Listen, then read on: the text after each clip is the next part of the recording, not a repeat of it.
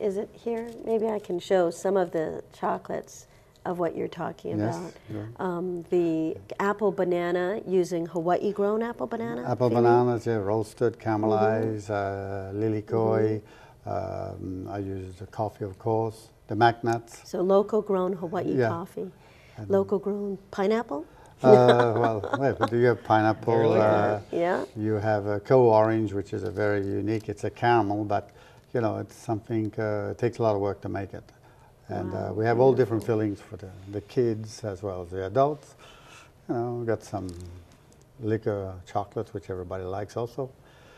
And for the cacao, I can tell you, in Hawaii, it's a huge market.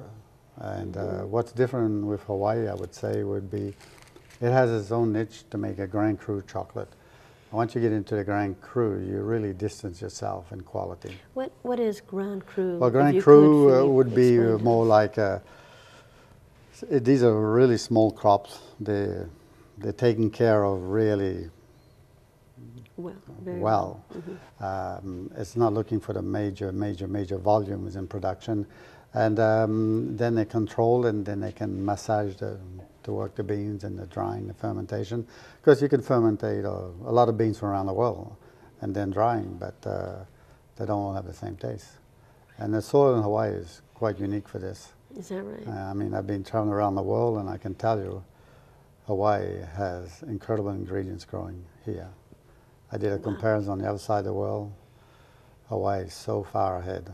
Is that right? Oh yeah, I mean. So one of the things we excel at. You know, and the chocolate, everybody loves chocolates. I mean, I have kids coming to the stores. I mean, they'll eat a little chocolate, and but they get to enjoy it when they're young. It's so artistic too, so beautiful. And you know, you got to have to shine. The key of the chocolate couvertures, which Hawaii makes, is you stay with the cocoa butter in there. Very important not to change to go to vegetable oils. Europe did try to change their laws on it, and of course the French are very revolutionary, so they said no. So no, because it's very important, the cocoa butter in chocolate. It's one of the main ingredients, and it's different in taste. I mean, if you line up 3 or 4 different chocolates around like that, and you start tasting great couvertures or great chocolates from around the world, you'll see there's a big difference than your standard chocolate.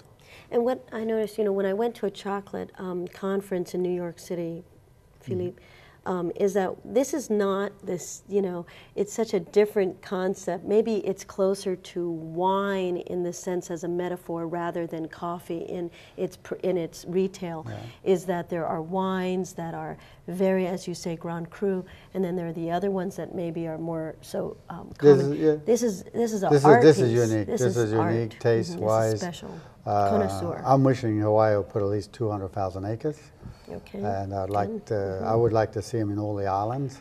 Yes. Because then you can make a whole story about chocolate for the States. It's very important. And yeah, it's a little bit like you do in California with Napa, Sonoma. But you can come around with chocolate, and it's possible to do it. I think it's really possible. It's just a matter of believing in the product, which is, I believe in it. And I use different Grand Crus of the world, and this is one of them which I do use to make certain chocolate bars, certain ganache, and things like that. And you spent some time in China. I mean, when I was there, what impresses me about having served on the tourism committee is that even the Ritz-Carlton Laguna Niguel has a huge chocolate tasting room at the Ritz-Carlton on the water at Laguna Niguel. And this is the new, where we have some world-class hotels. You want world-class chocolate, I could see it on every pillow or something that they could be educated about in terms of, again, talking about chocolate as an Epicurean connoisseur product that Asia now, with their newfound, in some cases, wealth. Right now, China consuming chocolate right now, huge percentage. They're getting into it very well, and they want quality. When I was a couple of months in Beijing, running a luxury hotel, I mean, I was doing these chocolates over there so people could taste them. It's like, they just fall in love with chocolate. And I mean, they'll you buy know, it. I mean, you can make hot chocolate drinks also, which Oh, is very yes. unique. If you use raw chocolate, that'll be the best chocolate you can have in the world to drink. That's right. And you know, I would say chocolate, well, coffee is slowly overthrowing the tea in China now. Is that right? So Hawaii's got great coffees. So when I analyze Hawaii and around the world, it's quite unique. This place, these islands have something quite secret to the world, because the world hasn't all discovered what Hawaii has to offer. They've discovered what New Zealand sends around the world, which do incredible products to Europe. And I think Hawaii should get on slowly on the boat to get over to these European countries, because they love great products, you know. Yes. From the Even pineapple, Japan, Asia.